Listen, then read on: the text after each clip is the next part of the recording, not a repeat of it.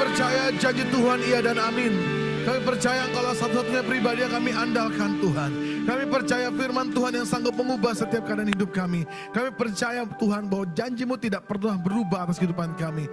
Sebab itu kami pegang sungguh-sungguh kebenaran-Mu. Biar kebenaran Tuhan yang membawa kami menjadi orang-orang yang lebih daripada pemenang. Kami percaya hari-hari mungkin terdengar tidak baik.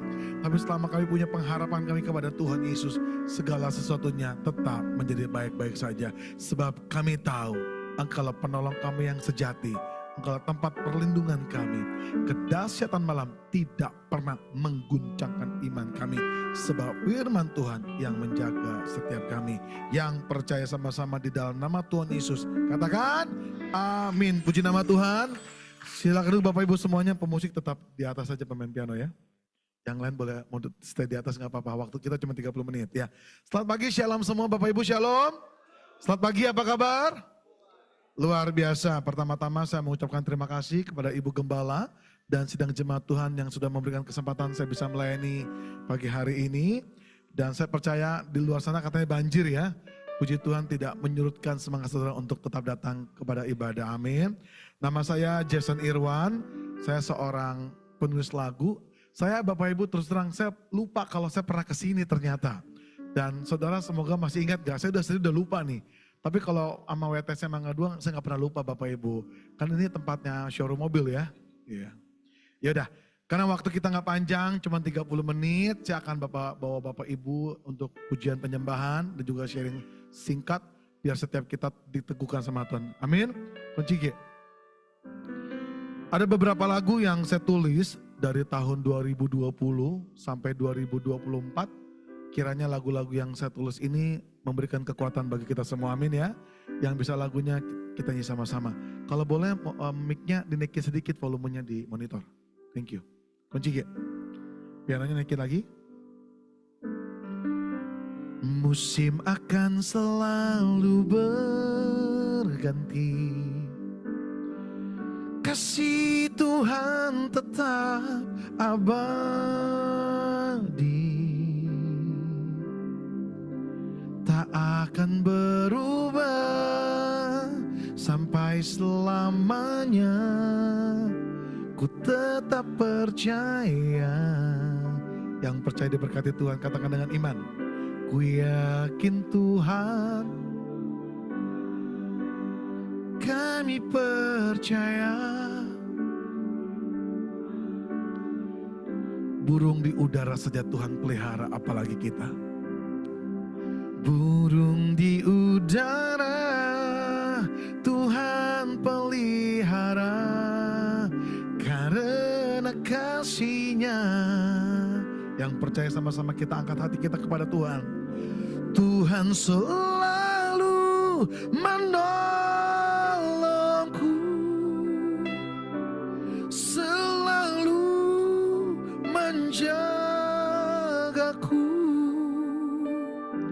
Sehelai di rambutku tak akan terjatuh tanpa seizin-Mu. Tuhan selalu menolongku, selalu menjagaku. Dia mengenyangkanku dan peliharaku. Saat kau perlu Tuhan tahu, saat kau minta Tuhan dengar, saat percaya Tuhan bekerja. Oh, saat menangis Tuhan tahu, saat berdoa Tuhan dengar, saat bersyukur. Tak selalu Tuhan menjawab doa, namun Dia beri yang terbaik di waktu yang tepat. Izinkanlah Tuhan untuk bekerja Yang mustahil menjadi mungkin oleh karena percaya. Yang percaya katakan sama-sama. Yesus mendengar. Yesus menjawab.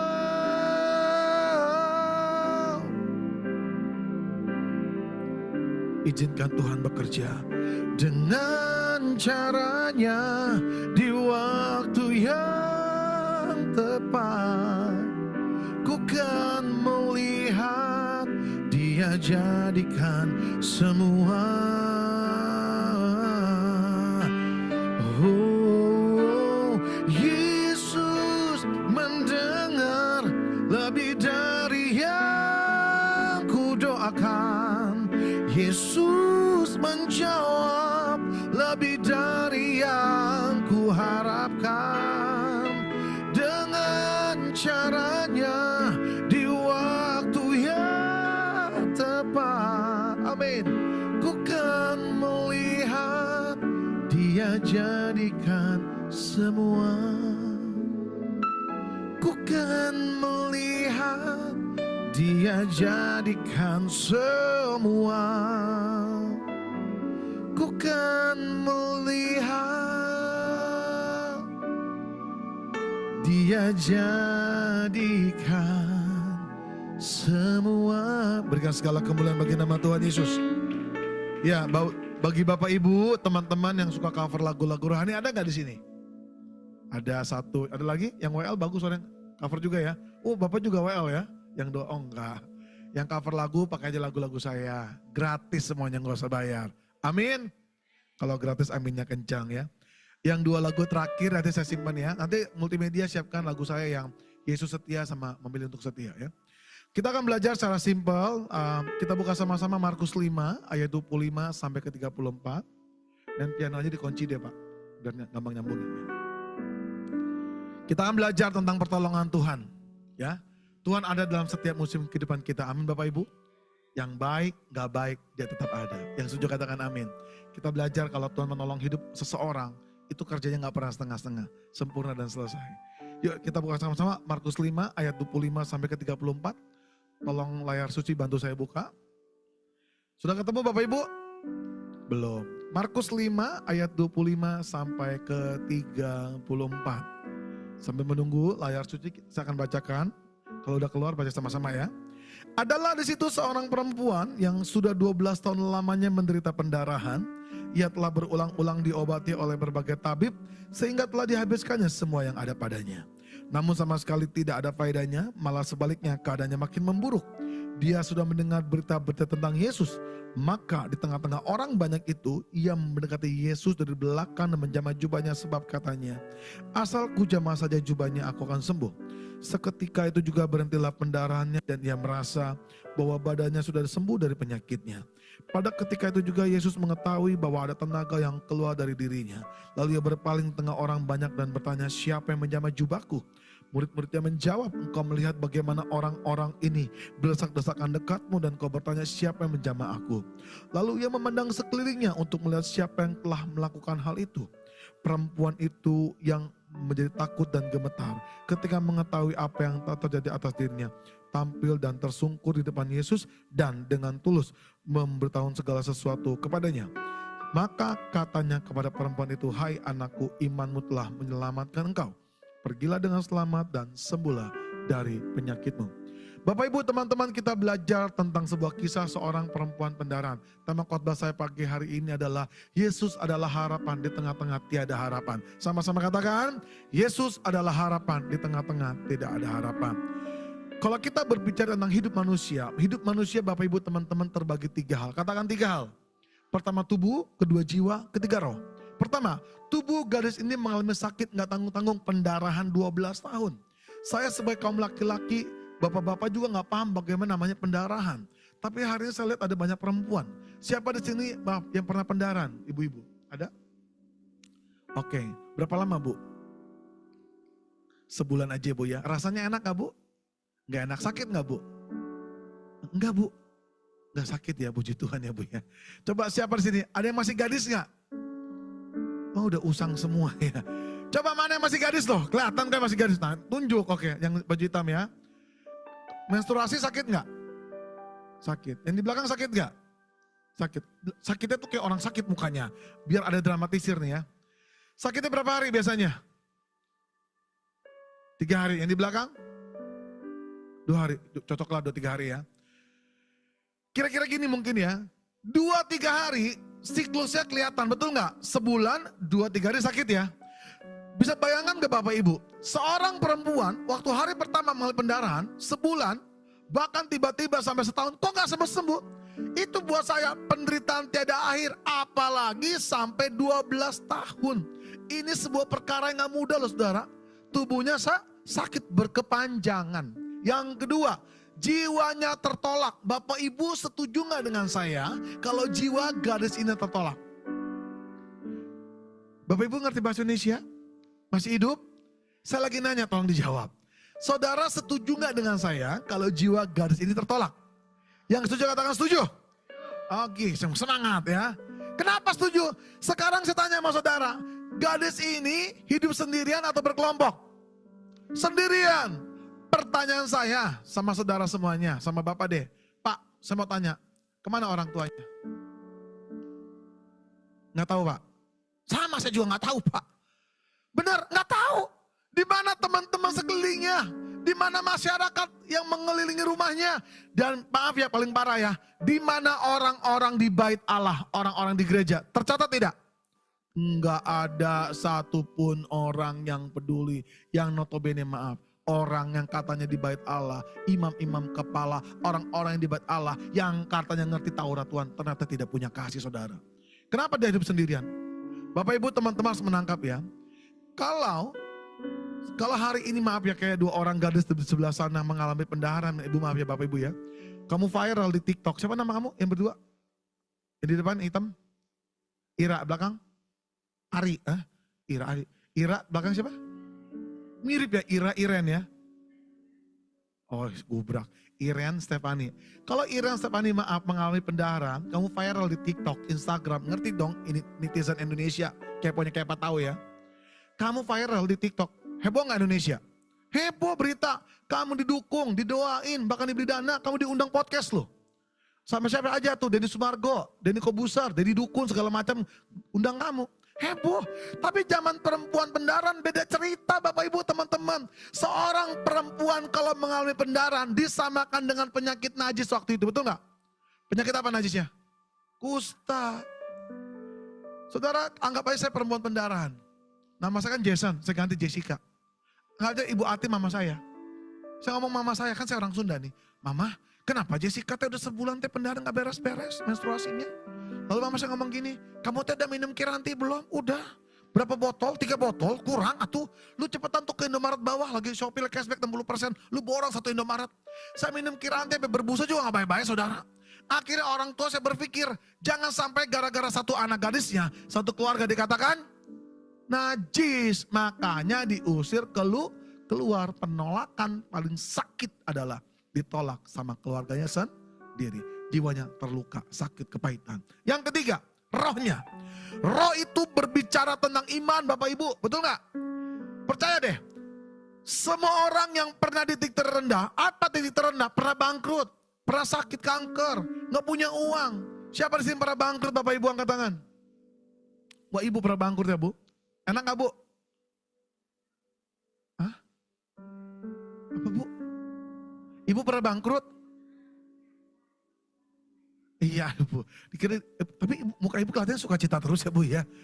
Saya pernah tanya jemaat sama Bu Ati, pernah, Bapak Ibu siapa yang pernah bangkrut, gak ada yang angkat tangan. Terus ada ibu-ibu, Pak kita gak pernah kaya katanya.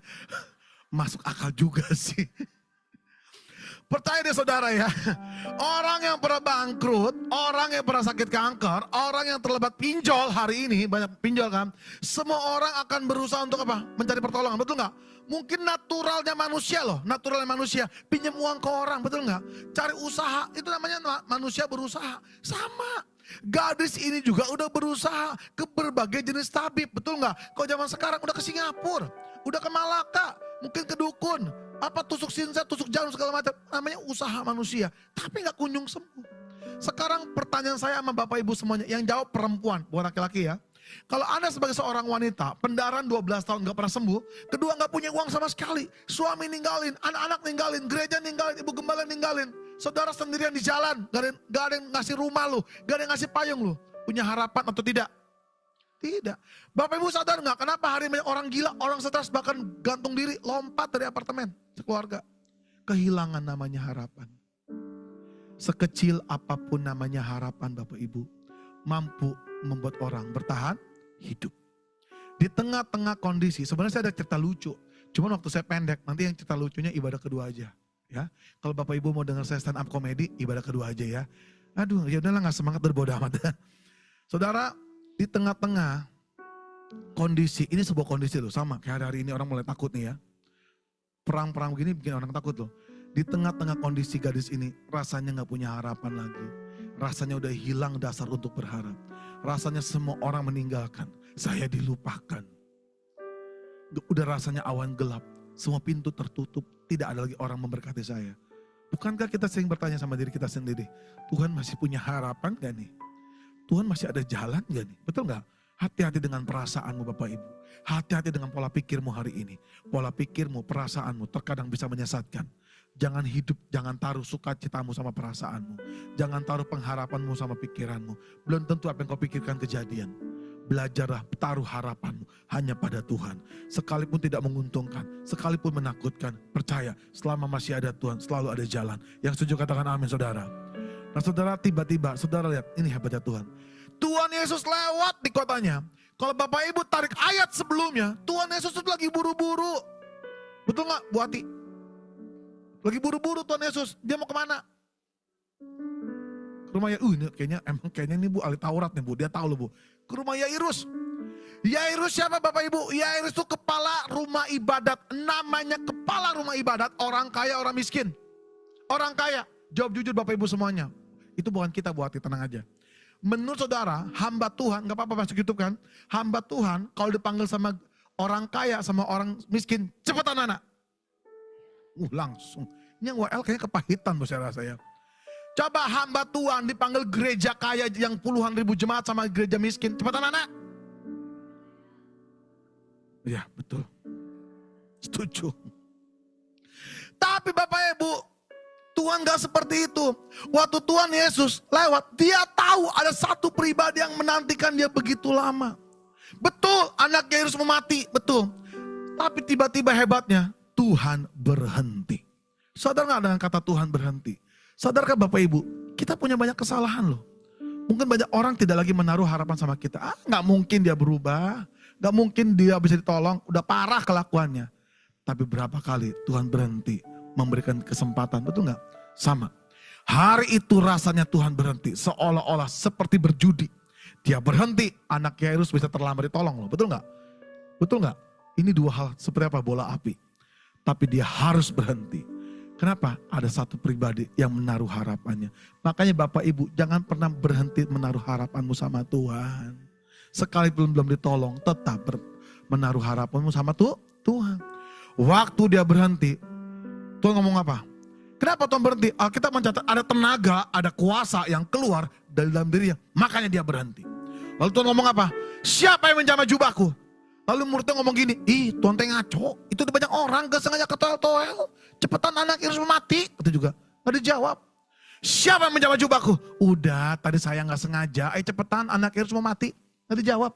Yang ketiga, siapa yang menjamah jubahku? Menurut saudara, Tuhan tahu pelakunya gak? Tahu. Dengarkan baik-baik ya. Bukan Tuhan tidak menolong. Bukan Tuhan tidak mendengar. Tuhan tahu siapa pelakunya. Tuhan butuh respon loh dari iman kita. Karena iman kita lah yang mengerjakan yang tidak ada menjadi ada saudara. Kisah ini sebenarnya ya, Ibu Hati ya sedih loh. Alkitab kita gak salah, cuman gak lengkap. Dari belakang, garis ini mendekat. Catat baik-baik dong. Garis ini ketakutan gak? Ketakutan. Kenapa ketakutan? 12 tahun.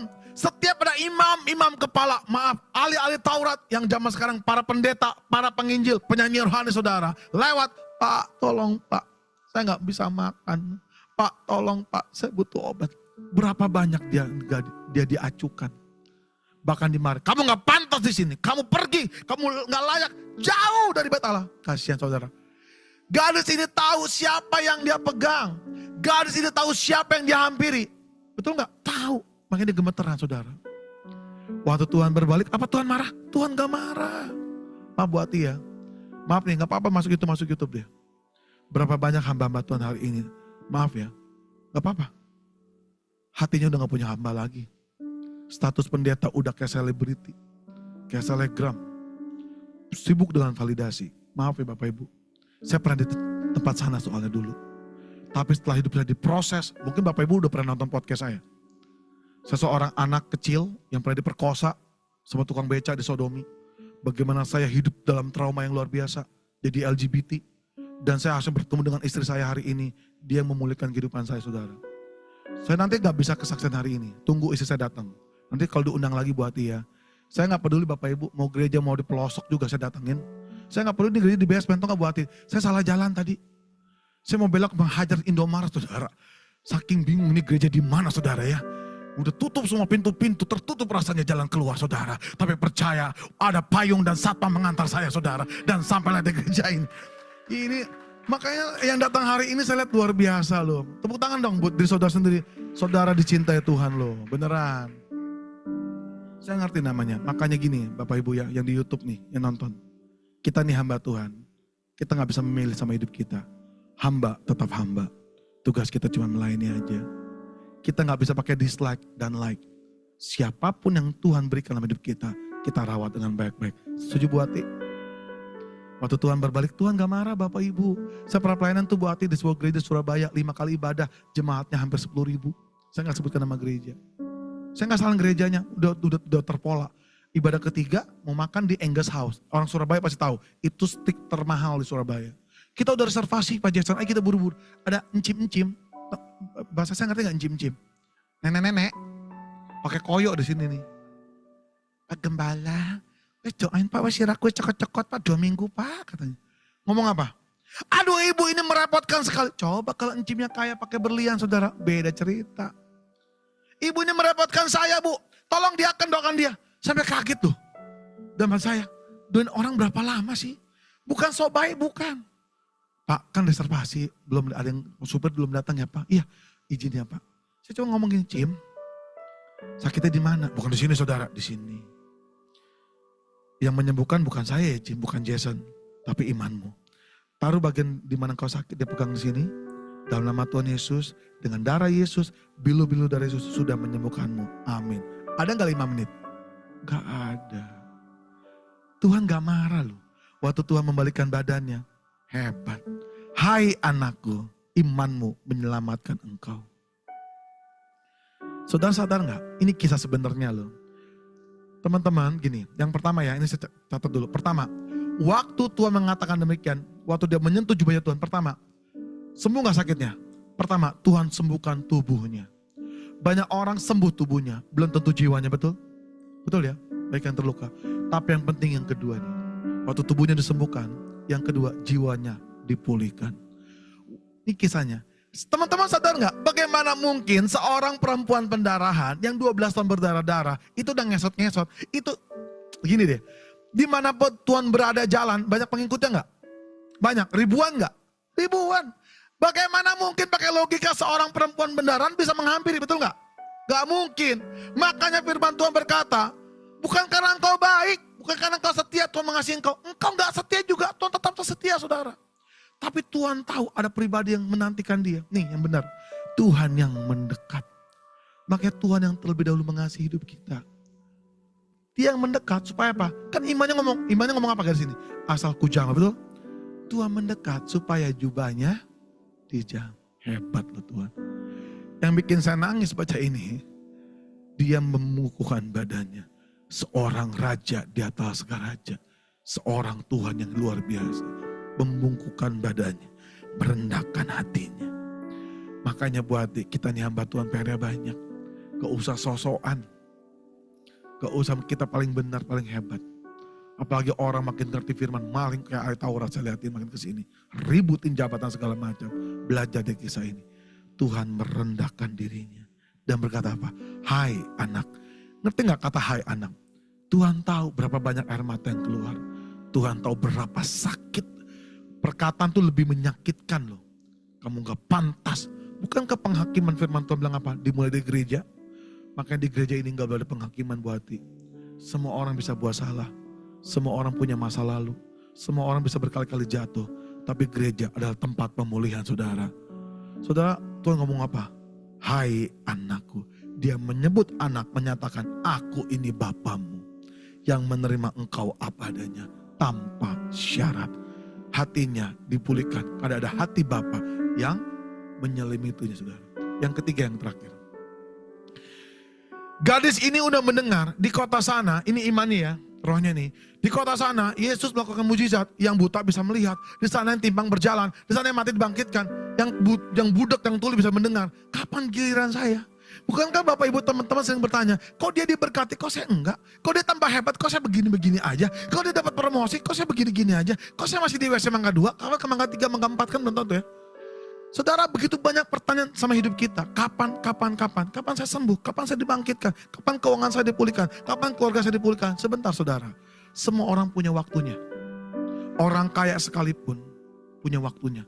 Seorang kaya paling kaya pun di dunia punya masalahnya saudara. Semua orang punya pergumulannya masing-masing. Tapi semua orang juga punya hak mendapatkan waktunya Tuhan. Itu tergantung responnya kita. Ini loh, 12 tahun menantikan Tuhan gak gampang. Makanya Tuhan tuh berhenti. Sudah ingat? Banyak orang yang berbondong-bondong ikut Tuhan. Gak dicatat namanya, betul gak? Tidak tercatat. Tapi orang yang dibuang. Orang yang dihina. Orang yang dianggap gak pantas. Ternyata itu melekat di hatinya Tuhan. Makanya firman Tuhan bilang apa? Tuhan suka sama orang yang remuk hatinya. Dengan kata lain, Tuhan suka orang yang menyadari kesalahannya. Kalau hari ini engkau dilupakan. Kalau hari ini kau merasa engkau gak berharga. Kalau hari ini kau merasa Tuhan saya begini aja. Saya mau katakan ada berita terbaik saudara.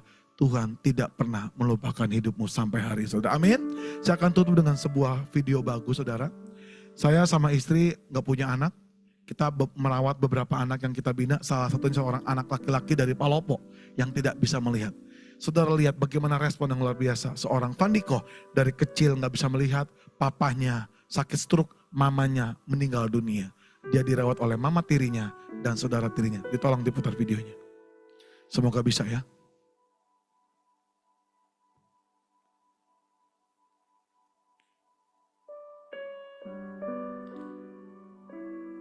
Bagus ya layarnya saudara ya.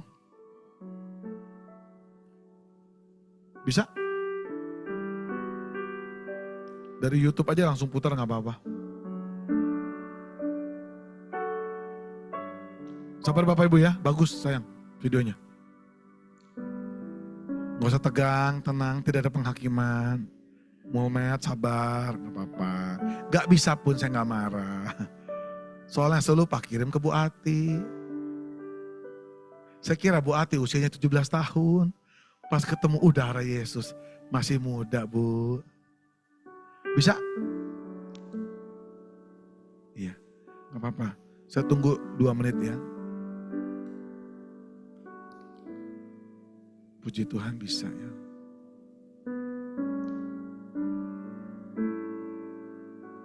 Klik aja. Tinggal nanti ibadah kedua dipersiapkan aja. Tinggal suaranya keluarin. Suaranya nggak ada nih. Kalau nggak ada nanti saya dari handphone saya keluarin suara bisa kok. Saya ini banyak akalnya. Saya kan Cina Mangga 2 saudara ya. Tenang.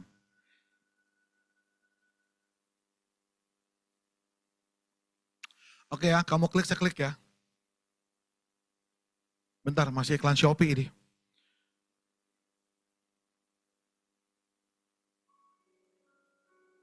Oh bisa, puji Tuhan ya.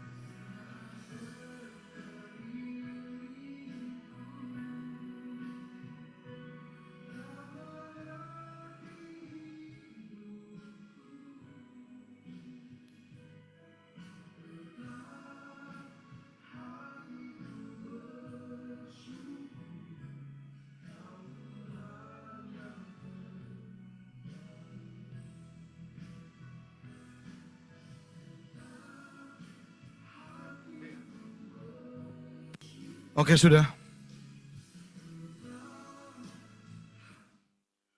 Saudara, video ini keluar di tahun 2017 bulan Oktober. Sebuah pelajaran yang luar biasa adalah waktu Fandi tinggal di rumah saya di BSD, saya pernah nanya gini, Fandi, pernah gak berdoa untuk bisa melihat? Sebuah respon yang luar biasa, dia ngomong gini, Ko Jason, Fandi gak pernah berdoa bisa melihat. Buat Fandi, melihat atau tidak melihat tidak akan mengubah cinta Fandi sama Tuhan. Fandi cuma berdoa setiap hari. Fandi mau bantu mama tiri Fandi kok. Kasihan kokoh. Dulu papa kaya raya punya hotel dan toko emas.